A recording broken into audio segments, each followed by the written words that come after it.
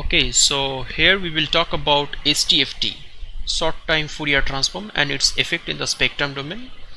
We will see that how this particular short range signal Fourier transform going to affect the signal spectrum, and will we essentially go for short time Fourier transform? Is it necessary, or normal Fourier transformation of the whole signal which has been given is sufficient enough to analyze the signals? We will see in the detail as well. So all the necessary libraries are imported, NumPy, SciPy, etc., and Matplotlibs. So now basically this is a signal generation section. There are 4 different sections. Section means interval, rather I should say interval of the signals. This is the complete range of the signal, complete duration of the signal, I should say. It has 1024 number of sample points, and there we can see 4 different sections or 4 different intervals, each having 256 number of samples.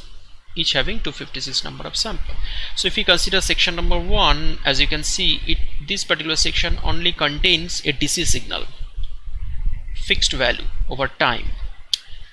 Next section is basically a sinusoidal. Its DC value is 0, and the sinusoidal frequency is let's say f1 is the frequency, and its amplitude is 5 volt.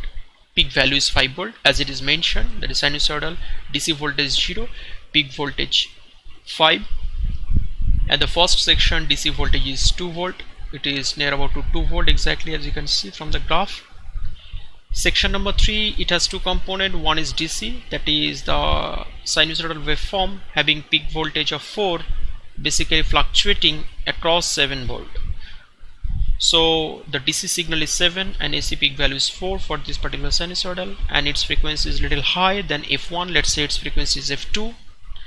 Section number 4, it is again DC value is 0. It brings down the signal to the 0 level and the fluctuating across 0 levels, and with a peak value of 5, as you can see peak value is 5, and its frequency is, let's say, f3, and f3 is greater than f2. So as we move towards the right, the frequency increases and have different kinds of peaks and DC values as well, right? So what to do? We will just take a full signal, 1024 number of samples, and run FFT, or simply just compute the DFTs and see how the DFT spectrum looks like. As you can see from here that it is 1024 number of sample points, so 1024 number of DFT points we perform. So first 512 number of sample points, starting from 0 as well. That many number of sample points we are plotting, because the signal is real, so spectrum would be real, so amplitude spectrum shows like that. Okay, so what is the meaning of the amplitude spectrum? There is a strong DC component, as it is already been seen. There are DC signals present within that particular signals, and there are 3 distinct frequencies: f1, f2, f3. So f1 is that, f2 is that, f3 is that, where f1 and f3 having the same peak value, so 5 and 5, that's why they are having the similar height of peak, and f2 having a different peak value, that is 4 less than the other 2, that's why its peak is little down. And this is the spectrum, right? So the main difficulties of this particular kind of DFT analysis is that if you are given a complete long data sequence, if you are finding the DFT of that one, it is very hard to decide at which particular time instant what frequency occurs. As a whole, the complete signal consisting of this kind of frequency distribution, but it is very difficult because it is obvious at this particular point, if you are trying to analyze the signal, there is no alternating components. But at this particular analysis, complete signal analysis, it is very hard to decide at which particular time the frequencies are basically occurring, right? So only this particular graph is showing me the frequency content and its strength. No time information is given, right? Now if we just do sectional signal spectrum, so what to do? Basically we will take this section number 1, perform the DFT, section number 2, perform DFT, and rest of the 2. So we will see how for individual section signals after DFT produces the spectrum. Okay, so this is that section number 1, that means segment 1 means it is coming from this particular 256 number of sample points. Segment 2 means it is coming from the next 256 number of sample point. Segment 3 and segment 4, right?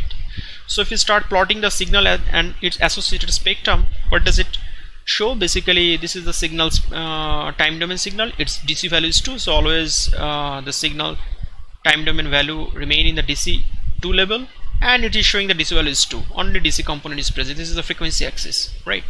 Actually these are frequency bin index. Okay, so every 256 number of sample point are being DFT analysis by 256 number of sample points. So first 1 to 8 number of sample points are plotted here. Segment number 2, it is basically showing purely sinusoidal. Okay, there is no DC component, so DC component is 0, but it has some spectral component which is somewhat little shifted from the DC one, that is the F1 frequencies, right? Similarly, segment number 3, it consisting of DC as well as a AC, so it has a strong DC component as well as a spectrum component F2.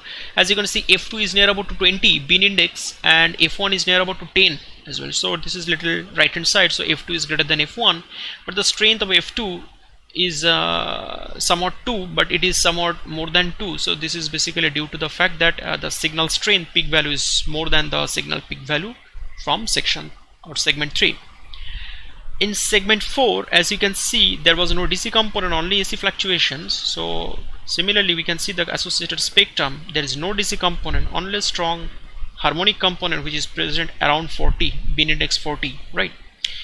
So this is basically the advantage. That means while we are taking the segment 1 data from here and we are getting the spectrum something like that, only strong DC component, so we can strongly predict there is no alternating component within that particular durations, right? But here we can see there is no strongly, we can predict there is no DC component. Here we can see DC as well as AC. Here we can see there is no DC, only AC component, and what the AC component we can exactly predict. But from this spectrum it is very hard to tell about the occurrence of the frequencies at which time position it is truly. Okay, so that's it for this particular lesson. It is basically short time Fourier transform. So this is the effect in spectrum what you can achieve by short time Fourier transform.